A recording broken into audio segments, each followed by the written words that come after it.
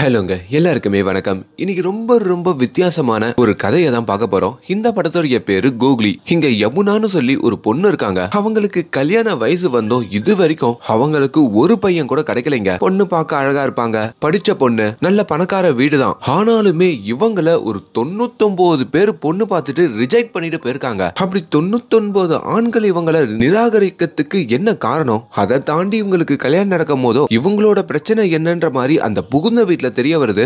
அதுக்கப்புறம் அந்த புகுந்த வீடு என்ன ஆகுது, அங்க நடக்கிற ரொம்ப இன்ட்ரெஸ்டிங்கான விஷயத்தை தான் இந்த வீடியோல நம்ம பார்க்க போறோம். ஒரு சின்ன லைக்கோட ஸ்டார்ட் பண்ணுங்க, அது எனக்கு கொஞ்சம் என்கரேஜிங்கா இருக்கும். பை தி வே, நான் கவின், நீங்க பாக்குறது நம்மளோட பிலிம் பை. இப்போ ஒரு சின்ன பொண்ணை காமிக்கிறாங்க. இவங்க நம்ம ஹீரோயின் தாங்க. சின்ன வயசுல அவங்க ஸ்கூல்ல படிக்கும் போதே அவங்கள நிறைய பேர் அவாய்ட் பண்ணிக்கிட்டே இருப்பாங்க. நம்ம யமுனாவுக்கும் கிளாஸ்ல பெஸ்ட் ஃப்ரெண்ட்ஸ் அமையணும், எல்லாரும் மாதிரியும் இருக்கணும்னு நினைப்பாங்க. ஆனா அங்கேயும் அவங்க ரிஜெக்ட் பண்ணப்படுவாங்க. ஒரு பக்கம் அவங்க டீச்சர் கூட நம்ம யமுனா கிட்ட கேள்வி கேட்டா பதில் கிடைக்கிறதுக்கு ரொம்ப நேரம் ஆகணும் சொல்லி அவங்களை ரிஜெக்ட் பண்ணுவாங்க. ஒரு கடத்துல காலேஜ் வரும்போதும் அதே மாதிரியான ரிஜெக்ஷன், அவங்களுக்குன்னு ஃப்ரெண்ட்ஸ் கேங் அமையாதது, அது எல்லாமே தொடருங்க. அந்த தொடர்ச்சி இப்ப காலேஜ் முடிச்சு பொண்ணு பாக்குற வரைக்கும் தொடருதுங்க. நம்ம யமுனாக்கு கிட்டத்தட்ட ஒரு 99 மாப்பிள்ளைகளை பார்த்திருப்பாங்க. ஆனா அவங்க எல்லாருமே நம்ம யமுனா வந்து உட்காந்து அவங்க பேச ஆரம்பிச்ச உடனே, என்னது இந்த பொண்ணுக்கு இப்படி ஒரு வியாதி இருக்கா அப்படின்னு சொல்லி நம்ம யமுனாவை ரிஜெக்ட் பண்ணிட்டு போயிடுவாங்க. அப்படி என்னங்க நம்ம யமுனாக்கு குறை அப்படின்னு கேட்டீங்கன்னா, இது ஒரு குறை இல்லைங்க. ஆனா சில பேருக்கு இது ஒரு குறையா இருக்கும். என்னப்பா உங்க பொண்ணு ஒரு திக்குவாயா இருக்காளே அப்படின்னு சொல்லி நம்ம யமுனாவை மத்தவங்க கிட்ட இருந்து பிரிச்சு பார்க்கறதுனால தான் அவங்களுக்கு சின்ன வயசுல இருந்து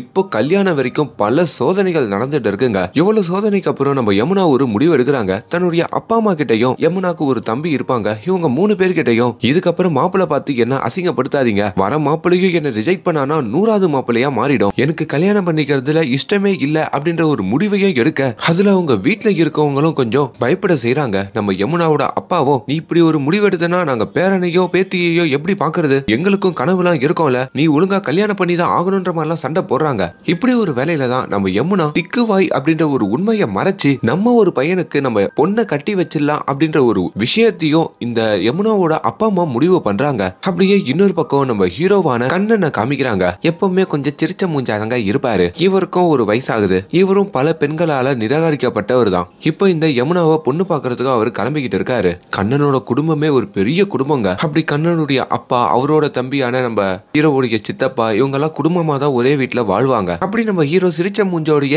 நம்ம யமுனாவோட வீட்டுக்கும் பொண்ணு பார்க்க வர, எப்படியோ யமுனாவோட அப்பா அம்மாவும், இதுதான்ப்பா கடைசி மாப்பிள்ள, எங்க ஆசைக்காக ஒரு வாட்டி மட்டும் வந்து பாரு, இவனை பிடிக்கலன்னா நீ சொல்றபடி கல்யாணமே இல்லாம நீ இருந்துக்கோன்ற மாதிரியும் சொல்லி இப்ப அந்த இடத்துல நம்ம யமுனாவையும் கூப்பிடுறாங்க. மாப்பிள்ள வீட்டு சைட்ல இருக்கவங்களும் யமுனாவை பார்த்த உடனே, என்னமா படிச்சிருக்க, உன்னோட ஆசைகள் என்ன, இது அதுன்னு நிறைய கேள்வி கேட்க, ஆனா அந்த எந்த கேள்விக்கும் நம்ம யமுனாவை வாய கூட திறக்க விடாம நம்ம யமுனாவுடைய அம்மா இருக்காங்க பாத்தீங்களா, அவங்க தாங்க எல்லா பதிலும் சொல்றாங்க. இப்ப மாப்பிள்ளைய பார்த்து பொண்ணு வீட்டுல இருந்தும் சில கேள்விகள் கேட்க, அத மாப்பிள்ளை வீட்டுல மாப்பிள்ளைய பேச விடாம அவங்களும் பதில் சொல்ல, நமக்குள்ளேயே பேசிக்கிட்டு இருந்தா என்ன அர்த்தம், பசங்க 2 பேர் பேசிக்கிட்டோம்னு சொல்லிட்டு இப்ப நம்ம ஹீரோவையும் ஹீரோயினையும் தனியா அனுப்பி பேசிக்கவும் சொல்றாங்க. கூட நம்ம ஹீரோயினுடைய தம்பியும் துணைக்கு போறாங்க. அங்கதாங்க ஒரு ட்விஸ்ட் உடையுது. நம்ம ஹீரோ இருக்காரு பாத்தீங்களா, அவரும் ஒரு திக்குவாய் தாங்க. அது தெரிஞ்ச நம்ம யமுனாவும் தன்னாலையும் ஒரு ஃப்ளூயண்டா பேச முடியாதுன்ற ஒரு விஷயத்த சொல்ல, அது நம்ம ஹீரோக்கு ரொம்ப பிடிச்சு போகுதுங்க. பக்கத்துல இருக்கிற யமுனாவோட தம்பியும், சுத்து போட்டாலும் இப்படி ஒரு பொருத்தம் அமையாது அப்படின்ற மாதிரி சிரிக்க,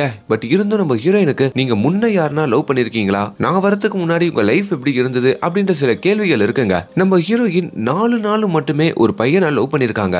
அந்த கதையும் இப்ப நம்ம ஹீரோ கிட்ட சொல்றாங்க. இவங்க காலேஜ் படிச்சுட்டு இருக்க சமயத்துல இவங்களோட போனுக்கு ஒரு அன்னோன் நம்பர்ல இருந்து திடீர்னு கால் வந்திருக்குங்க. அது ஒரு வயசு பையன். ஒரு கட்டத்துல ராங் நம்பரா கனெக்ட் ஆன இவங்க டெக்ஸ்டிங் மூலமாவே நிறைய பேசியிருக்காங்க. எவ்வளவு நாள் தான் டெக்ஸ்ட் பண்றது, ஒரு வாட்டி நேர்ல பாக்கலாம்னு சொல்லி நம்ம ஹீரோயினும் அந்த பையனை பார்க்க போக, அப்பதான் நம்ம ஹீரோயின் திக்கு வாயின்னு தெரிஞ்ச உடனே சினிமா டிக்கெட் எடுத்துட்டு வரேன்னு சொல்லிட்டு நம்ம ஹீரோயினை ஒரு மால்ல நிக்க வச்சுட்டு அந்த பையன் அங்க வந்து ஓடி இருக்கான் போல. அதுல இருந்து காதல்லையும் நம்ம ஹீரோயின் நம்பிக்கையை இழந்ததா அந்த இடத்துல நம்ம ஹீரோ கிட்ட சொல்றாங்க. கிட்டத்தட்ட நம்ம ஹீரோவும் இதே மாதிரி இன்னொரு விஷயத்த சொல்றாருங்க. என் பின்னாடியும் ஒரு பொண்ணு சுத்தி நின்றது, அதுவும் நான் திக்கு வாயின்னு தெரிஞ்ச உடனே ஓடிடுச்சுன்ற மாதிரிலாம் சொல்ல, குறைகள் அப்படின்றது உடம்புல இல்ல மனசுல தான் இருக்கு, அதை மத்தவங்க இப்படி புரிஞ்சுக்கிறாங்க, அது நம்ம மேல தப்பு இல்லன்ற மாதிரி இவங்க 2 பேரும் பேசிக்க, இப்ப கல்யாணத்துக்கு ஓகேவான்ற மாதிரி ஹீரோ கேக்குறாரு. ஆனா ஹீரோயினுமே, கொஞ்ச நாள் நம்ம ஃப்ரெண்ட்ஸா பழகுவோம், அதுல இருந்து நம்மளுக்கு லவ் டெவலப் ஆகுதா அப்படின்றத யோசிச்சு முடிவு பண்ணுவோம் அப்படின்ற மாதிரி இவங்களும் சொல்றாங்க. இப்போ இவங்க ரெண்டு பேரோட வீட்லயும் நம்ம ஹீரோயினால சரியா பேச முடியாது, ஹீரோவால சரியா பேச முடியாதுன்ற விஷயத்த அவங்க ரெண்டு பேர் வீட்லயும் வெளியே சொல்லாம கொஞ்ச நாளுக்கு ஃப்ரெண்ட்ஸா பழகுதுன்னு முடிவு பண்ணிருக்கோம். அதுக்கப்புறம் எங்க சம்மதத்தை சொல்றோன்ற மாதிரி இவங்க ரெண்டு பேரும் சொல்றாங்க. அப்படி இவங்களுடைய நட்பு ஒரு கடத்துல காதல்ல வந்து முடியுதுங்க. ஒரு மாசம் டைம் எடுத்துக்கிட்டு இப்ப இவங்க ரெண்டு பேரையும் பிடிச்சு போய் தன்னுடைய வீட்டுல வந்து நாங்க ரெண்டு பேரும் கல்யாணம் பண்ணிக்கலாம்னு இருக்கோம், எங்களுக்கு சம்பந்தம்னு சொல்ல ரெண்டு பேர் வீட்லயும் பெரிய சந்தோஷப்படுறாங்க. அப்பதாங்க இவங்க ரெண்டு பேர் பத்தியான உண்மைய அவங்க வீட்டுல தெரிய வருது. என்னது, அந்த பொண்ணு ஒரு திக்குவாயான்னு சொல்லி நம்ம ஹீரோவோட வீட்டுல நீலாம் அந்த பொண்ணை கல்யாணமே பண்ணிக்க கூடாது, உன்னாலேயும் சரியா பேச முடியாது, அந்த பொண்ணாலேயும் சரியா பேச முடியாது, அப்ப சொந்தக்காரங்களா என்ன நினைப்பாங்க, நம்ம பையனுக்கு குறை இருக்கிறதுனால தானே அதே மாதிரி இருக்கிற ஒரு பொண்ணை கட்டி வச்சிருக்காங்க அப்படின்ற மாதிரி எங்களை தானே தப்பா நினைப்பாங்க, எங்களோட மானம் என்ன ஆகும், மரியாதை என்ன ஆகும்ன்ற மாதிரி ஹீரோ வீட்டுல கட்ட. ஆனா ஹீரோயினோட வீட்லயும் உனக்கு பிடிச்சிருக்குன்னா எங்களுக்கும் பிடிச்சிருக்கு, எங்களுக்கு எந்த ஒரு தடையும் இல்ல அப்படின்ற மாதிரி சொல்றாங்க. ஹீரோவும் ஹீரோயினுக்கு போன் பண்ணி அவங்க வீட்டுல நடந்ததுன்னா சொல்ல ஹீரோயினும் கொஞ்சம் சிரிச்சுட்டு எப்பவுமே எனக்கு இந்த விஷயம் நடக்கிறதுதான், பரவாயில்ல, நூறாதான் இன்னொரு குடும்பம் என்ன ரிஜெக்ட் பண்ணிருச்சுன்னு நினைச்சுக்கிறேன்ற மாதிரி அவங்க போனை வைக்கிறாங்க. ஆனாலும் நம்ம ஹீரோயினை நம்ம ஹீரோ உயிருக்கு உயிரா லவ் பண்ணிருப்பாருங்க. எதுனாலும் சரி ஹீரோயினை விடக்கூடாதுன்னு நினைக்கிறாரு. அதுக்காக கிட்டத்தட்ட ஒரு 7 நாள் வரைக்குமே தன்னோட வீட்டுல நம்ம ஹீரோ சாப்பிடாம பட்டினி இருக்காருங்க. ஹீரோவோட உடம்ப பார்த்தா சாப்பிடாம பட்டினி இருக்கிற மாதிரிலாம் தெரியலையே அப்படின்ற மாதிரி நீங்க யோசிக்கலாம். வீட்டுல மட்டும் தான் சாப்பிட மாட்டாரு, ஆபீஸ் போறப்போ வெளியே சாப்பிட்டுருவாரு. நைட்டு கூட ஆபீஸ்ல இருந்து வரும்போதே பிரியாணி பார்சல் வாங்கிட்டு வந்து நைஸா வீட்டுக்கு தெரியாம சாப்பிடுவாரு. இப்படி சாப்பிடாம பட்டினிலாம் இருந்து ஒரு கடத்துல ஹீரோவுடைய அப்பாவும் நீ எவ்வளவு தீவிரமா அந்த பொண்ணை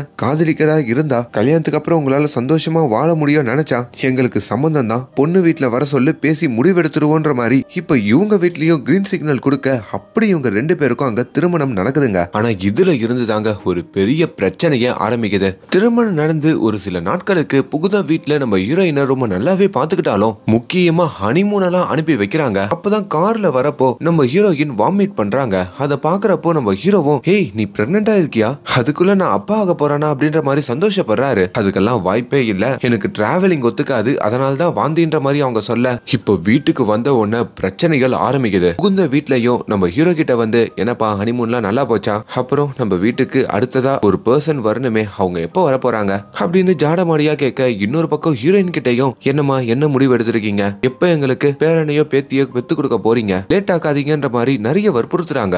இதுல நம்ம ஹீரோக்கும் குழந்தை பெத்துக்கணும்னு ஒரு ஆசை வந்து ஹீரோயின் கிட்டையும் வந்து வீட்லயும் நிறைய பேர் ஆசைப்படுறாங்க, எனக்கும் ஆசையா தான் இருக்கு, குழந்தை பெத்துக்கலாமான்ற மாதிரி கேக்குறாரு. ஆனா நம்ம ஹீரோயினுக்கு குழந்தை பெத்துக்கிறதுல இஷ்டமே இல்லைங்க. அவங்க அந்த கேள்வி கேட்கறப்பெல்லாம் ஏதோ ஒரு மர்மத்தையும் ஒரு சீக்ரெட்டையும் உள்ளுக்குள்ள அடக்கிக்கிட்டு அவாய்ட் பண்ணிடுறாங்க. ஹீரோ கேட்கும் போது தூங்கிடுறாங்க. எப்ப நம்ம மனைவி கிட்ட இந்த விஷயமா கேட்டாலும் எதனா சமாளிச்சுட்டு ஓடிடுறா, பதில் சொல்ல மாட்டாளேன்ற மாதிரி ஹீரோ நினைக்கும் போதுதான் ஒரு கட்டத்துல நம்ம ஹீரோயினும் எனக்கு குழந்தை பெத்துக்கிறதுக்கு பயமா இருக்கு, என்னது பயமா இருக்கா, இது என்ன இப்படி ஒரு பதிலா இருக்குன்ற மாதிரி ஹீரோ கேட்க, ஆமா நீயும் திக்குவாயி நானும் திக்குவாயி, அப்படி நமக்கு பிறக்க போற குழந்தையாலேயே சரியா பேச முடியலனா நம்மள மாதிரி இருந்துட்டானா இந்த சமூகம் அவளை எப்படி பார்க்கும், நம்ம இந்த சமூகத்துல ஒதுக்கி வச்ச மாதிரியே நம்ம குழந்தையையும் இந்த சமூகம் ஒதுக்கி வச்சிருச்சுன்னா என்ன பண்றது, அதனாலதான் சொல்றேன் எனக்கு குழந்தை வேணான்ற மாதிரி அவங்க சொல்றாங்க. ஹீரோவோ பயங்கர எரிச்சல் அடைகிறாரு. இதெல்லாம் ஒரு காரணமா, அப்படிலாம் யாரும் பார்க்க மாட்டாங்க, நீ எதுக்கு நமக்கு பிறக்க போற குழந்தை சரியா பேச மாட்டான்னு நினைக்கிற, அதெல்லாம் நல்லா தான் பேசுவா அப்படின்னு எவ்வளவோ தன்னோட மனைவியை கன்வின்ஸ் பண்ணி பாக்குறாரு. ஆனா அவங்க என்ன சொன்னாலும் நோ அப்படின்ற ஒரு பதில மட்டும் தாங்க சொல்லிக்கிட்டு இருக்காங்க. இதுல நம்ம ஹீரோ பயங்கர எரிச்சல் அடைகிறாரு. நாட்கள் போதுங்க, மாதங்களா கடக்குது. ஒரு கடத்துல பொறுமையா இழந்த புகுந்த வீட்டுல இருக்கவங்களும் நம்ம ஹீரோ கிட்ட உசுப்பேத்தி விட்டு ஒரு கடத்துல நம்ம ஹீரோ தன்னோட மனைவி கிட்ட வந்து நீ மட்டும் எனக்கு குழந்தை பெத்து கொடுக்கலனா எனக்கு டைவர்ஸ் கொடுத்துருன்ற ஒரு பயங்கரமான குண்ட தூக்கி போடுறாரு. என்ன பார்த்து இப்படி ஒரு வார்த்தை சொல்லிட்டால, அப்ப குழந்தைக்காக தான் என் கூட பழகுறியா, கல்யாணம் ஆகி கொஞ்ச மாசம் தான் ஆகுது, அப்ப என்ன லவ் பண்ணணும்னு உனக்கு இல்லையா, எதுக்குடா இப்படி ஒரு யோசனை உனக்கு வந்ததோன்னு சொல்லி அவங்க பயங்கரமா கோபம் அடைஞ்சு தன்னுடைய வீட்டுக்கு அவங்க கிளம்புறாங்க. ஹீரோயின் அவங்களோட வீட்டுக்கு புருஷன் கூட சண்டை போட்டு வந்ததுனால அவங்களோட வீட்லயும் ஹீரோயினை போட்டு பயங்கரமா திட்டுறாங்க. இன்னொரு பக்கம் ஹீரோவை அவங்களுடைய அப்பா அம்மாவும் கல்யாணம் ஆகி சில மாசத்திலேயே உன்னோட பொண்டாட்டிய அவ வீட்டுக்கு அனுப்புனது எந்த விதத்துல நியாயம், நீ எல்லாம் ஒரு ஆம்பளையா, ஒரு பொண்டாட்டிய கூட ஒழுங்கா பாத்துக்க தெரியாதான்ற மாதிரி ஹீரோவையும் அவங்க அப்பா அம்மா கத்துறாங்க.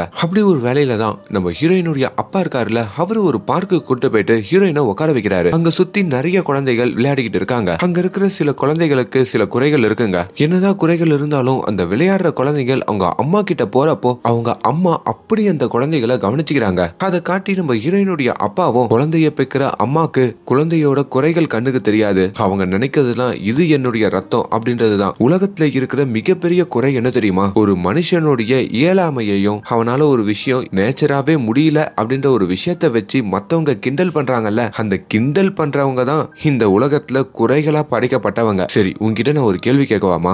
உன்னால சரியா பேச முடியாதுன்னு சொல்லிட்டு சின்ன வயசுலயே உன்னை எதுனா அனாதை ஆசிரமத்துல விட்டுருந்தா நீ என்ன இருப்பன்னு யோசிச்சு பார்த்திருக்கியா? சோ ஒரு அப்பாக்கும் அம்மாக்கும் குழந்தைகள் எப்படி இருந்தாலும் அது அவங்களுக்கு குறையா தெரியாது. சோ நீ இதை நினைச்சு கவலைப்படாம உன் புருஷனை கூட சேர்ந்து குழந்தை பெத்துக்கிட்டு சந்தோஷமா இருன்ற மாதிரி அவங்க அப்பா சொல்ல அவங்களும் கண்கலங்கி போறாங்க. இப்ப நம்ம ஹீரோயின் அவங்க அப்பா பேச்சை கேட்டுக்கிட்டு அந்த புகுந்த வீட்டுக்கும் போக, புகுந்த வீட்டுல இருக்கிற எல்லாருமே ஹீரோயின் வருகையை பார்த்து பயங்கர சந்தோஷப்படுறாங்க. ஹீரோவாலையும் அங்க தன்னோட மனைவியை பார்த்து என்ன சொல்றதுன்னு தெரியலைங்க. அப்பதான் ஒரு கடத்துல தன்னோட கணவர்கிட்டயும் ஹீரோயின் வந்து எனக்கு சம்மதம் அப்படின்ற ஒரு விஷயத்த சொல்ல அங்க ஹீரோக்கு தலகால் புரியல. அப்படி அவங்களுக்குள்ள இருக்கிற அதிகமான காதலையும் நம்பிக்கையுமே வச்சுமே இவங்க ரெண்டு பேரும் இப்போ குழந்தையும் பெத்துக்க செய்யறாங்க. அப்படி அந்த குழந்தை வளருதுங்க. என்னதான் நம்ம ஹீரோயினுக்கு அவங்க அப்பா மோட்டிவ் பண்ணியிருந்தாலும் குழந்தை வளர வளர குழந்தை கொஞ்சம் திக்கி பேசிடுமோ, எதனா சின்ன குறைகள் இருந்துருமோ அப்படின்ற ஒரு பயம் இந்த தாய்க்குள்ள இருந்துகிட்டே இருக்குங்க. அப்படி ஒரு டைம்ல தான் குழந்தை அம்மா அப்படின்ற மாதிரி சொல்ல ஆரம்பிக்குது. அப்படியே கட் பண்ணி இப்போ ஒரு 5 வருஷம் கழிச்சு காமிச்சா ஒரு சின்ன பையனை காமிக்கிறாங்க. ஒரு நிமிஷம் கூட வாயை அடக்காம எந்நேரமும் தொடர்ந்து பேசிக்கினே இருக்காங்க. அந்த சின்ன பையன் தான் இவங்களுடைய பையன். இவங்க நினைச்ச மாதிரி குழந்தைக்கு பேச்சு திக்கி வராம நல்லா ஃப்ளூயண்டா ரொம்ப நல்லா சாதாரணமாவே பேசுறாங்க. அதை பார்த்து இவங்களும் ரொம்ப சந்தோஷப்பட அப்படி இப்ப நம்ம ஹீரோயின் சொல்லி அந்த சின்ன பையனோட ரொம்ப சந்தோஷமா வாழ்ந்துகிட்டு இருக்காங்க. ஆனா இந்த பையன் பிறந்ததுல தாங்க ஒரு பெரிய ட்விஸ்ட் இருக்கு. இன்னும் கொஞ்ச நேரத்துல அதை சொல்ல போறேன். இப்ப இந்த சின்ன பையன் அந்த வீட்டுடைய ஒரு செல்ல பிள்ளையாவும் இருக்கான். ஹீரோ அவர் பையனை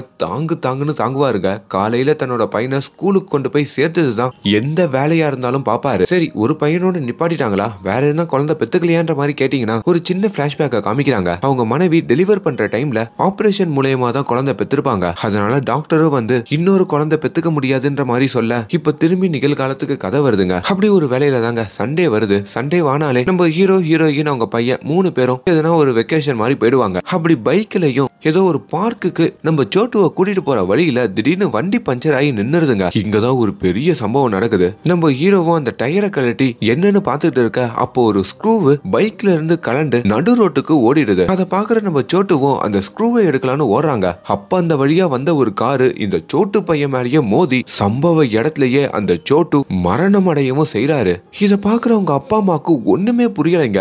எவ்வளவு கனவுகளோட எவ்வளவு பயந்து இந்த குழந்தைய பெற்றிருப்பாங்க. அப்படிப்பட்ட பையனுக்கே இப்படி ஒரு நிலைமை வந்துருச்சுன்னு சொல்லி அங்கேயே உடஞ்சி போறாங்க. இப்ப அவங்க பையனுடைய இறுதி சடங்கு நடக்குதுங்க. அந்த சடங்குலையும் நம்ம ஹீரோல இருந்து ஹீரோயினோட குடும்பம், ஹீரோட அப்பா அம்மான்னு சொல்லி எல்லாரும் கதறி அழுக. ஆனா நம்ம ஹீரோயின் ஒரு சொட்டு அழுகை கூட இல்லாம அப்படியே உறைஞ்சு போய் பேச முடியாம ஸ்டக் ஆகி நிக்கிறாங்க. நம்ம ஹீரோவுடைய ஆபீஸ் நண்பனும் நம்ம ஹீரோவை வந்து பார்த்து இதுக்கப்புறம் நீங்க ஸ்ட்ராங்கா இருக்கிறது தான் எல்லாமே இருக்கு, எல்லாரோட ஸ்டோரியும் இங்க ஒரே மாதிரி இருக்கிறது இல்ல, உனக்கு டிஃப்ரெண்டா வேற ஒரு ஸ்டோரிய அவன் எழுதி வச்சிருக்கான், எல்லாம் நன்மைக்கு தான் சொல்லிட்டு ஆறுதல் படுத்திட்டும் போக இப்ப காலங்கள் ஓடுதுங்க. எவ்வளவு நாட்கள் ஆனாலும் அவங்க மனைவி இடிஞ்சு போய் பேசாம அப்படியே உட்காந்து இருக்கிறத நம்ம ஹீரோவும் கவனிச்சுக்கிட்டே இருக்க, நம்ம குழந்தை போயிட்டாமா, அழுகைய உள்ளேயே வச்சிருந்தா இப்படிதாமா இருப்ப, அழுது எல்லாத்தையும் தீர்த்துடுமா அப்படின்னு சொல்லி தன்னோட மனைவியை அழுக சொல்றாரு. ஆனாலும் அவங்களுக்கு அழுகை வரலைங்க. நம்ம ஹீரோயினுக்கு இன்னமும் அவங்க குழந்தை உயிரோட தான் இருக்கான். டேய் கண்ணா, சாப்பிட்டியா, ஸ்கூலுக்கு கிளம்பிட்டியான்ற மாதிரி தனியாலாம் பேசிக்கிட்டு இருக்காங்க.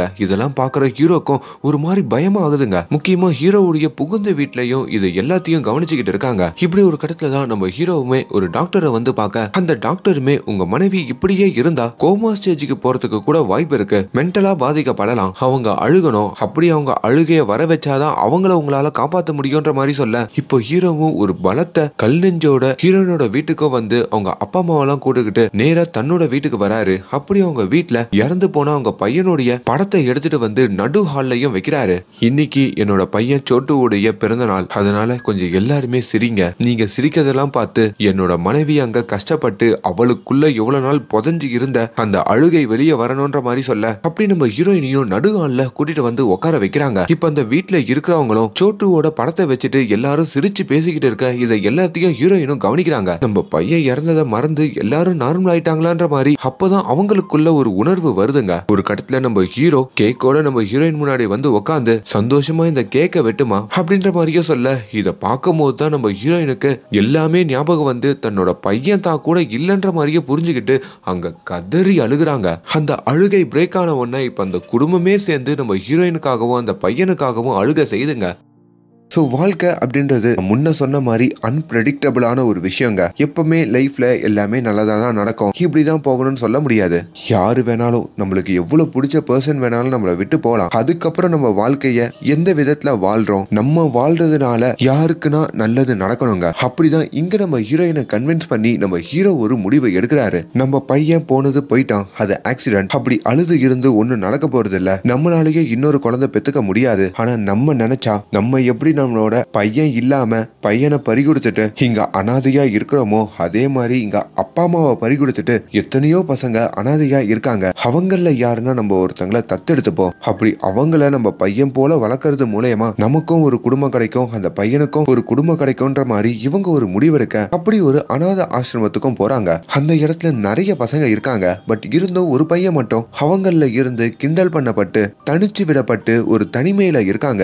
அந்த பையனையும் நம்ம ஹீரோ ஹீரோயின் பாக்குறாங்க. அப்படி அந்த பையனுடைய பேரு என்ன அப்படின்ற மாதிரி கேட்கும் போதோ கொஞ்சம் அந்த பையனும் திக்கிக்கிட்டே தன்னுடைய பேரு ராகுல் அப்படின்ற மாதிரி சொல்ல, அந்த பையனை பாக்குறப்போ முக்கியமா அவன் திக்கி திக்கி பேசுறத பார்த்து நம்ம ஹீரோக்கும் ஹீரோயினுக்கும் அப்படி ஒரு சந்தோஷம் வருதுங்க. இதுக்கப்புறம் இவன் தான் நம்மளுடைய சோட்டுன்னு சொல்லி தன்னோட மகனா அந்த ராகுல ஆக்கிக்கிட்டு அங்க இருந்து நம்ம ஹீரோவும் ஹீரோயினும் அந்த பையனை கூட்டிட்டு போற மாதிரியும் அதுக்கப்புறம் இவங்க குடும்பமா சந்தோஷமா வாழ்ற மாதிரியும் இந்த கதை முடியுதுங்க. சோ ஆக மொத்தத்துல வாழ்க்கையில என்ன வேணா நடக்கும், அதை எல்லாத்தையும் சமாளிச்சுக்கிட்டு அடாப்ட் பண்ணிக்கிட்டு வாழ்றதுதான் வாழ்க்கைன்றதையும், முக்கியமா ஒருத்தனோட குறைய வச்சு உனக்கு பேச்சு வரல, நீ திக்கி திக்கி பேசுற, திக்கு வாயி, உன்னால சரியா நடக்க முடியல அப்படின்னு மத்தவங்களோட குறைய வச்சு கிண்டல் பண்றது மூலயமா ஒருத்தவங்க எவ்வளவு தொலைவு ஹர்ட் ஆகுறாங்கன்ற விஷயத்தையும் ரொம்ப அழகா கன்வே பண்ணிருப்பாங்க. சோ இந்த படம் எப்படி இருந்தது அப்படின்றத கீழே கமெண்ட்ல சொல்லுங்க. இந்த கதையில இருக்கிற டெப்த் உங்களுக்கு புரியணும்னு சொல்லிதான் திக்கு வாயி இது மாதிரியான சில வார்த்தைகளை பயன்படுத்தின. அதை எக்ஸ்பிளைன் பண்ணும் போது அப்படிதான் பயன்படுத்த வேண்டி இருக்கும். சோ அது உங்களுக்கு தப்பா கன்வே ஆயிருக்காதுன்னு நினைக்கிறேன். அண்ட் மேலும் இந்த மாதிரியான வீடியோஸை தொடர்ந்து பார்க்கறதுக்கு நம்மளோட சேனலை சப்ஸ்கிரைப் பண்ணுங்க. Thank you so much.